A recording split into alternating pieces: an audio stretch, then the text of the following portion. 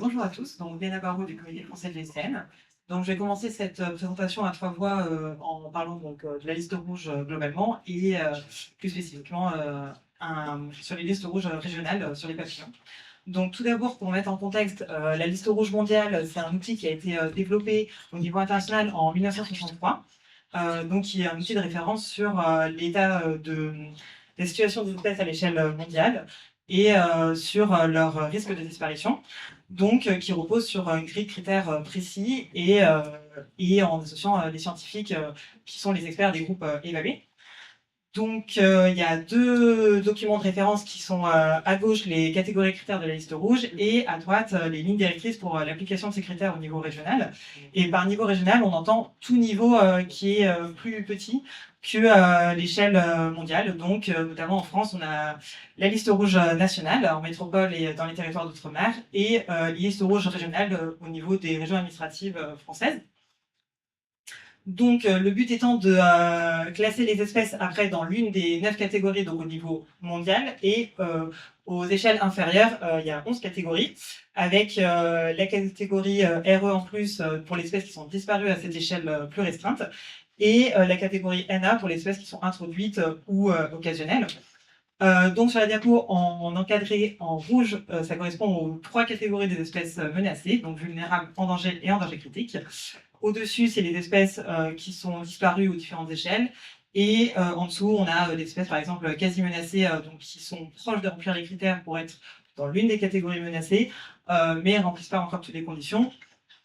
Et également une autre catégorie qui est intéressante, c'est la catégorie données insuffisantes, qui correspond à toutes les espèces en fait pour lesquelles le niveau de connaissance pour le moment n'est pas suffisant pour savoir avec précision dans quelle catégorie on peut les classer. Donc en fait, cette catégorie peut regrouper des espèces menacées comme des espèces qui se portent plutôt bien.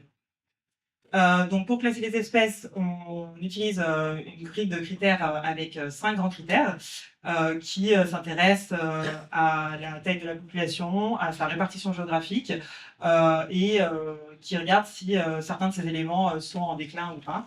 Donc ça a principalement des seuils quantitatifs, même s'il peut y avoir quelques conditions à valeur qualitative. Donc là, c'est juste à titre illustratif, ça ressemble à ça, la grille de critères, et encadré en rouge le critère B qui porte sur la répartition géographique des espèces, qui est en général le plus utilisé pour les groupes d'invertébrés. Donc au niveau national, le projet a été élaboré dans le cadre d'un partenariat entre le Comité français de l'UCN et Patrinat depuis 2008, mais Florian vous en dira un peu plus tout à l'heure. Et par contre, au niveau régional, les listes ne sont pas élaborées dans le cadre de ce partenariat, mais par des acteurs locaux, donc associations, DREAL, bureaux d'études, euh, agences régionales, enfin observatoires de la biodiversité, c'est tout un tas d'acteurs. Et le projet a été lancé en 2011 avec notamment la réalisation d'un petit guide pratique qui sert en fait à appuyer la réalisation de ces listes en expliquant un peu toute la méthodologie et comment l'appliquer à cette échelle.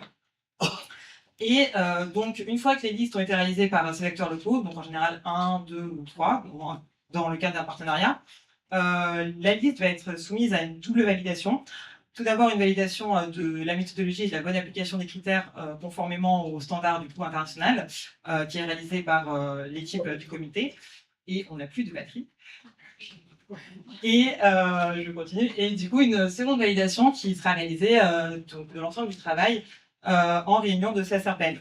Et une fois que les listes ont reçu cette double validation, elles peuvent être considérées comme labellisées, ce qui se matérialise par un petit logo qu'on voit à droite de la frise.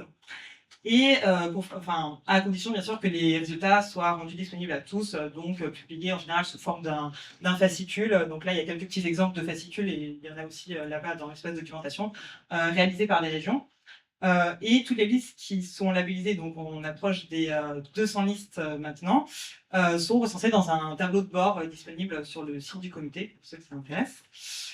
Donc, en ce qui concerne les papillons plus précisément, pour le moment, il y a 20 listes qui ont été labellisées donc, depuis 2013, 14 sur les anciennes régions administratives, donc la carte de gauche, et 6 depuis la réforme des régions en 2018, avec une 7e qui va être prochainement labellisée pour la région Grand Est. Donc on voit que, enfin, pour ce groupe, pour l'instant, il y a quand même une assez bonne représentation, même s'il reste encore quelques trous dans la raquette. Donc, alors ça, c'est un graphique qui est un peu indigeste, mais ça montre en fait la répartition des espèces dans l'ensemble des catégories de la liste rouge pour toutes les listes qui ont été labellisées pour le moment, donc de 2013 à aujourd'hui. Donc on voit que les tendances entre les régions sont quand même assez comparables. Et par contre, dans les listes qui ont été réalisées depuis la réforme des régions, on voit qu'il y a quand même une légère tendance à l'augmentation du nombre d'espèces menacées, disparues et quasi menacées, puisqu'on est passé à 24%, contrairement à 20% avant, donc jusqu'en 2019. Même si, bien sûr, ce résultat est un peu n'est qu'un indicateur parce que le nombre d'espèces, le nombre de listes n'est pas équivalent et la période de temps non plus. Comme quelques autres constats généraux qu'on peut voir en regardant l'ensemble des listes qui ont été réalisées au niveau des régions, c'est que bien sûr, enfin c'est pas une grosse surprise, c'est l'utilisation du critère B qui a servi principalement pour classer les espèces, donc qui repose sur la répartition géographique, même si pour certaines listes, il a été possible pour certaines espèces d'utiliser aussi d'autres critères comme le critère A sur la taille des populations ou le critère D pour les espèces qui sont très localisées. Et sans surprise non plus, on observe que les principales menaces qu'on retrouve pour classer les espèces de papillons, c'est la destruction et la dégradation des habitats, notamment par la conversion des terres, les modifications des pratiques agro-pastorales et sylvicoles, mais également l'urbanisation, les aménagements de transport. Et une menace qui est très importante également, bien sûr, c'est l'utilisation des pesticides, de tout ce qui est herbicide qui va détruire les individus et leurs habitats. Et on observe aussi que même si c'est plus difficile à retenir comme menace pour catégoriser les espèces, parce que ça demande plus de projection, on a pu retenir quand même enfin, pour certaines listes, ça a pu être retenir les changements climatiques, notamment sur l'intensification des périodes de sécheresse et les modifications des régimes hydriques des listes. Donc, comme ça. Donc, intervention à 3 voix. Je fais la 2e voix pour prendre la suite de Léna. Donc, ce que Gaël nous a demandé, c'est de présenter le projet de révision de la liste rouge nationale des papillons. Vous savez qu'il y a une liste rouge des papillons qui date de 2012, donc qui commence à être ancienne, voire obsolète. Alors, moi, je travaille à l'UICN, je suis responsable de l'équipe espèces. Et alors, là, ok, super. Alors, le but, c'est de faire simplement un rappel rapide de ce qu'est la liste rouge nationale que vous connaissez pour la plupart d'entre vous et de vous parler de ce projet de révision à venir de la liste rouge des papillons de la métropole. Donc, la liste rouge nationale, Léna l'a un petit peu évoqué, hein, c'est un état des lieux. C'est un outil scientifique qui permet de savoir quelles espèces sont menacées de disparition en France sur la base d'une méthodologie qui est la méthodologie internationale du l'UICN. Et donc, l'état des lieux en France est porté par l'équipe de Patrinat, donc au WFB Museum là-haut, et l'UICN France.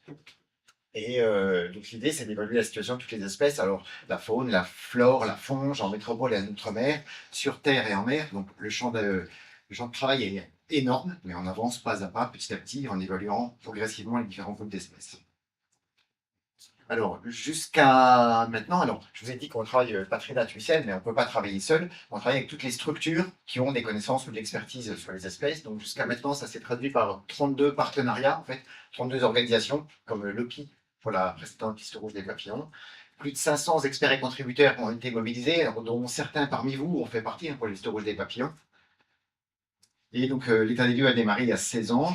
Ça, c'est les résultats simplement très globaux. Si on prend toutes les espèces évaluées jusqu'à maintenant en France, donc les 17 000 espèces, alors ça vaut ce que ça vaut, hein, parce qu'on mélange un petit peu tout, métropole, outre-mer, faune, flore, mais il y a 16,7% d'espèces menacées jusqu'à maintenant. La petite synthèse de la liste rouge est là-bas, si vous voulez, elle est disponible en libre service. Si on regarde groupe par groupe, alors j'ai simplement mis pour la France métropolitaine ce que ça donne. Alors, il y a des vertébrés, des invertébrés, de la flore. En invertébrés, donc on retrouve les papillons là avec 6% d'espèces menacées, les libellules un peu plus, 12% d'espèces menacées.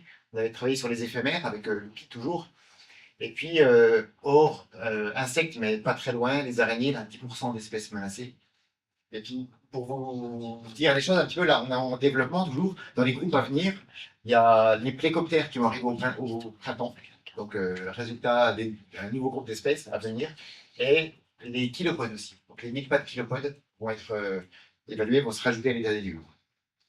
Donc ça, c'est ce qui existe. Donc en même temps qu'on doit développer des nouvelles évaluations, parce que là, il manque encore plein de choses, évidemment, on doit réactualiser au fur et à mesure les évaluations anciennes.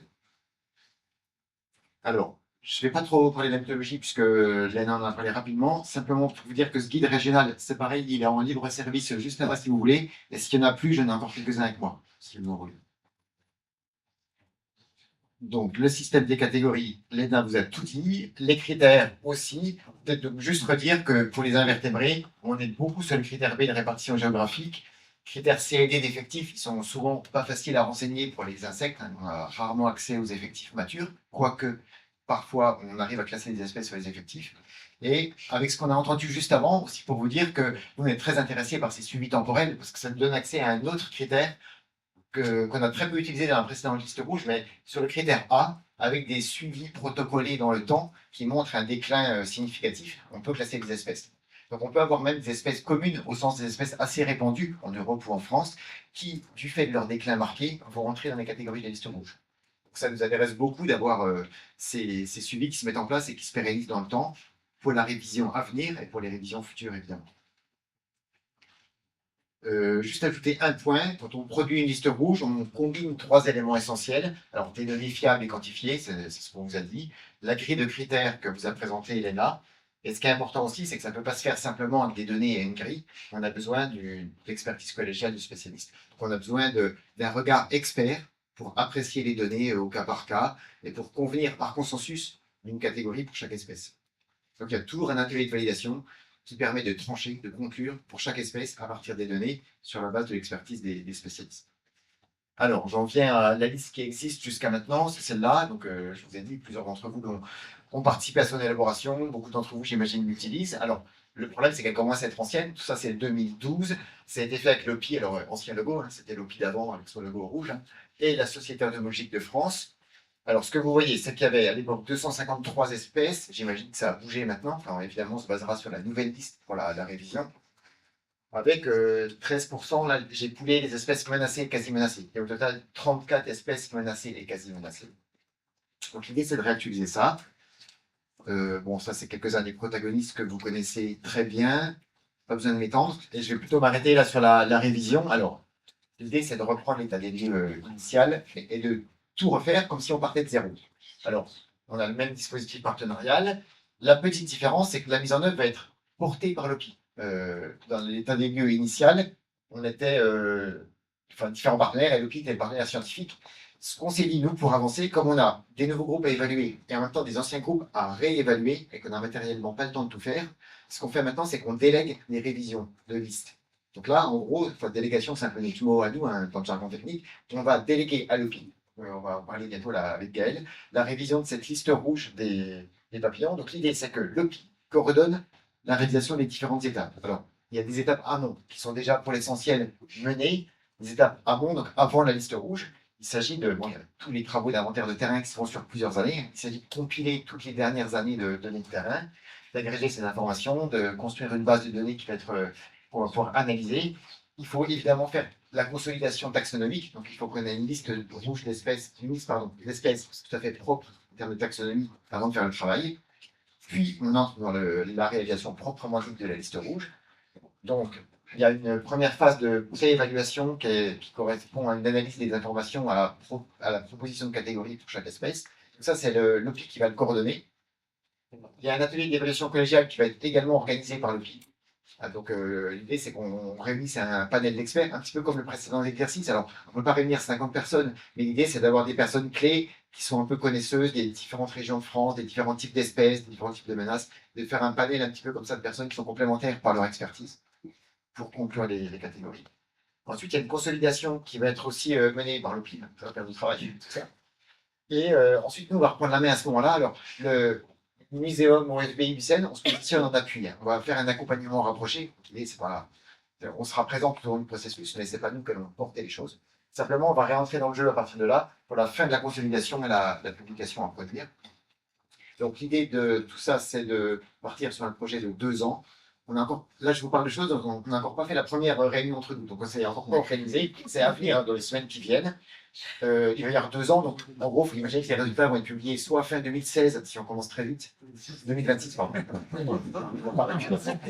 Soit fin 2026, si on démarre très vite, soit début 2027, s'il nous faut juste quelques mois pour mettre les choses en place. Et très vite, vous allez se décider qu'il va y avoir une obligation d'expertise à faire, et c'est une équipe de coordination côté PIBOPI, que vous soyez sollicités chacun pour vos expertises, vos données, etc. Que nous, on soit là en accompagnement. Voilà. Donc, tout ça va être lancé. Et, alors, ça, je ne vais pas en parler parce qu'Arzwell va en parler juste après. Je vais laisser la parole à notre collègue de Patrine à Arzwell qui est en ligne, qui va parler de l'utilisation des listes rouges. Si vous avez des questions, qu'il y a peu de temps, on en parlera à la pause café juste après. Et s'il y a du temps, ce sera disponible. Merci. Normalement, Tarzan, tu peux lancer ton micro et on devrait t'entendre dans la salle. Eh ben, je vais faire la troisième voie de cette présentation. Donc, comme vous l'a dit Florian, le pilotage de la liste rouge nationale est effectué par deux structures. Donc, le comité français de l'UICN avec mes collègues Florian et Léna et Patrinat qui a deux tutelles, le Muséum d'histoire naturelle et l'OFB, enfin deux tutelles principales. Et donc moi, je travaille à Patrinat et j'ai demi-temps l'animation avec mes collègues de la liste rouge nationale. Et je suis également référent de mon service sur mon autre mi-temps sur les pollinisateurs. Donc là, je vais vous présenter, en plus de ce qui a été dit par mes deux collègues, l'avancement du programme jusqu'à aujourd'hui, depuis 16 ans maintenant et ensuite ce qu'on peut faire avec une liste rouge. Donc d'abord l'avancement, donc vous voyez qu'au niveau national, donc on a les territoires qui sont couverts à l'échelon national à gauche de ce tableau, donc avec d'abord l'Hexagone, puis l'océan Atlantique, Guadeloupe, Martinique, Guyane, l'océan Indien, Mayotte, Réunion, les TAF et l'océan Pacifique. Et en première ligne, donc on a les différents groupes, flore vasculaire, champignons, les différents groupes de vertébrés et plusieurs groupes d'invertébrés. Donc il n'y a pas tous les gros organismes vivants, mais tous ceux qui ont été évalués jusqu'à présent. En bleu foncé, dans ce tableau, c'est ce qui a été ou totalement évalué ou partiellement évalué. En gris clair, c'est ce qui n'a pas encore été fait. En gris foncé, c'est ce qui n'est pas applicable. Par exemple, les amphibiens de la Réunion, il n'y a pas d'espèces indigènes, donc on ne fera jamais un chapitre sur ce groupe et territoire.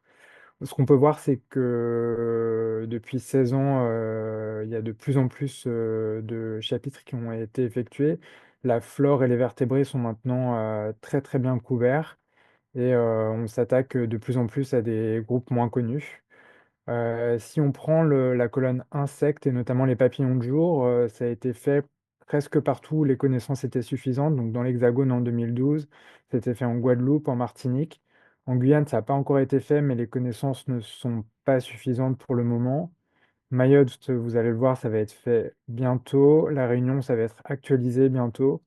Et TAF, je suis pas sûr qu'il y en ait. Et Polynésie et Nouvelle-Calédonie sont indépendants, on vient en support, donc c'est pas de notre ressort. Donc pour les papillons, on a fait à peu près tout ce qu'on pouvait. Les prochains chapitres à venir, donc je te laisse passer, Gaël, je pense, j'ai pas la main. Donc mille pattes et plécoptères. Dans les prochains mois, il y aura ensuite la faune de Mayotte, normalement en fin d'année ou début d'année prochaine, les poissons côtiers des Antilles françaises, puis les abeilles de l'Hexagone, les requins raies et chimères, donc une actualisation, reptiles et amphibiens, une actualisation également, les papillons de jour, et on ajoutera les iviennes, cette fois, de l'Hexagone par l'OPI, dont Florian vous a parlé, les lichens de l'Hexagone, et il y aura une actualisation pour finir cette programmation à venir de la Réunion, de la faune de la Réunion dans les années à venir. Voilà pour l'avancement. Donc maintenant, qu'est-ce qu'on peut faire avec une liste rouge une fois qu'elle est produite? Une liste rouge, c'est pas un document réglementaire, ça n'a pas de portée légale directe. On peut faire une liste rouge et il n'y a pas forcément d'impact sur la loi. C'est pas non plus immédiatement une priorité d'action, il faut ajouter d'autres éléments pour que ça le devienne. Je te laisse passer, Gaël. Donc c'est d'abord la liste rouge, un indicateur de l'état de conservation des espèces. C'est un outil d'alerte sur les espèces menacées d'extinction. C'est un outil de référence pour prioriser les enjeux de conservation si on ajoute d'autres éléments. C'est une base de conseils en matière de politique et de législation. Et finalement, ça permet de donner des pistes pour orienter la recherche. Donc finalement, ça sert à mesurer, je te laisse passer, Gaël, à informer, à conseiller et à orienter les recherches.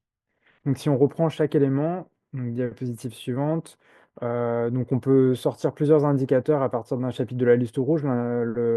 Le graphique qu'on sort en premier lieu, c'est cette répartition des espèces menacées d'extinction par chapitre, avec l'exemple ici des oiseaux de Guyane, qui va donc du violet, les espèces disparues ou éteintes, au LC puis DD. Voilà, diapositive suivante. Donc, si on prend un chapitre, donc, par exemple les papillons de jour de l'Hexagone, qu'on évalue, donc je crois que c'était 2012 la dernière fois pour ce chapitre, si on réévalue exactement le même périmètre quelques années plus tard, on peut voir comment la situation évolue. Donc, l'indice qui est calculé pour ça au niveau mondial, c'est l'indice liste rouge. Donc, je vous épargne le calcul, mais en gros, sur ce graphique, quand on est à 1, ça veut dire que toutes les espèces sont en préoccupation mineure. Quand on est à 0, ça veut dire que toutes les espèces ont disparu. Donc là, sur le graphique, on ne va pas jusqu'à 0, ça s'arrête à 0,7 pour qu'on puisse bien voir la différence. Et donc en bas, sur l'axe horizontal, donc c'est le temps. Et donc, en calculant cet indicateur, à partir de chapitres qui font le même périmètre, évalués plusieurs fois, on peut voir s'il y a plus ou moins d'espèces menacées, si la situation empire ou non. Diapositive suivante. Donc, ça sert également à informer la liste rouge avec tous les documents, notamment les fascicules que vous pouvez consulter sur le site du Comité français de l'UICN et des résultats dynamiques, notamment liés à TaxRef qu'on peut télécharger sur l'INPN. Je te laisse passer. Ça sert également à conseiller la liste rouge. Notamment, ça peut servir à prioriser les actions de conservation. Donc pour cela, on s'appuie sur la liste rouge nationale, mais il faut y ajouter d'autres éléments pour que ça puisse devenir des priorités de conservation. Donc la liste rouge mondiale, notamment une espèce qui est en danger critique au niveau national, mais qui se porte bien au niveau mondial, ce sera moins prioritaire qu'une espèce qui est en danger critique dans les deux cas. On regarde également l'endémisme. Donc, si une espèce est que chez nous, bien sûr, la responsabilité repose que sur nos épaules, donc elle est encore plus prioritaire. L'originalité évolutive, une espèce qui est toute seule dans son compartiment phylogénétique, elle est plus prioritaire qu'une autre. Par exemple, le desman des Pyrénées, qui est tout seul dans sa case. Si on le perd, il n'y aura pas une autre espèce pour compenser. La tendance de population, donc dans la liste rouge, c'est augmentation, diminution, stable, inconnu, donc une tendance à la baisse, ça augmente la priorité. Les probabilités de succès des mesures de conservation et le coût des mesures de conservation. Donc quand on considère les deux ensemble, étant donné que les moyens sont limités, il faut, avec le peu d'argent qui est donné à la protection de la nature, qu'on puisse protéger le plus d'espèces possible. Et donc quand on met tout ça en commun, là on peut faire des priorités de conservation. Diapositive suivante. La liste rouge, elle sert aussi de base pour plusieurs autres programmes. Donc d'abord les plans nationaux d'action, je te laisse passer, les INIEF, zones naturelles d'intérêt écologique, faunistique et floristique, les engagements mondiaux et européens et les stratégies d'aires protégées, par exemple. Elle permet finalement d'orienter les recherches. Donc, comme je vous l'ai dit, les catégories menacées, même NT, voire LC, permettent d'orienter permettent de donner des priorités de conservation, tandis que les catégories DD permettent de donner des priorités de recherche, de connaissances. Et donc, si on croise là encore la liste rouge nationale et la liste rouge mondiale, on peut se dire qu'une espèce qui est DD en France au niveau national et qui est LC au niveau mondial, elle pourrait avoir une priorité moins importante qu'une espèce qui est DD chez nous, mais qui est menacée au niveau mondial. Il y a de grandes chances qu'elle soit, en fait, derrière ce DD, qu'elle soit aussi menacée chez nous. Et donc, pareil, un double DD, on peut se dire que c'est par prudence, il vaut mieux donner une priorité haute et mettre entre ces deux niveaux de priorité les NT au milieu. Voilà, merci beaucoup, j'ai fait vite pour nous permettre des échanges, donc je vous laisse si vous avez des questions.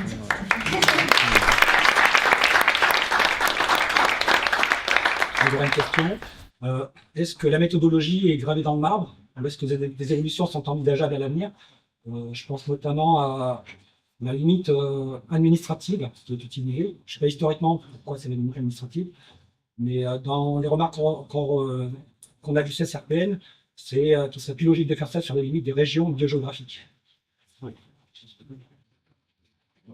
Ouais, c'est une question qui revient souvent. Alors, la méthodologie, ben, oui, elle est gravée dans le marbre. Alors, ça n'empêche pas qui veut de faire des listes d'espèces menacées sur la base d'autres méthodologies.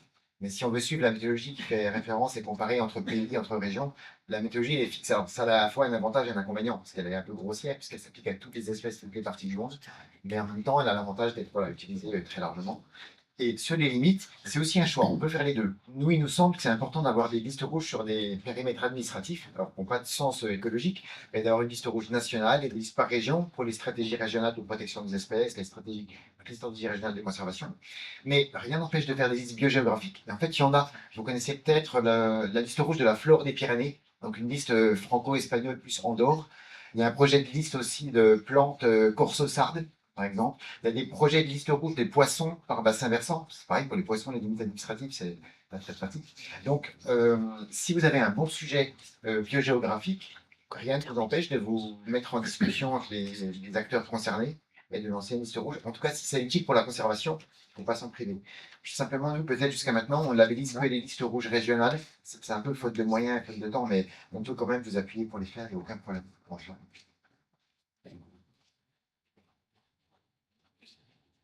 Plus une remarque qu'une question. Merci déjà beaucoup pour ces interventions.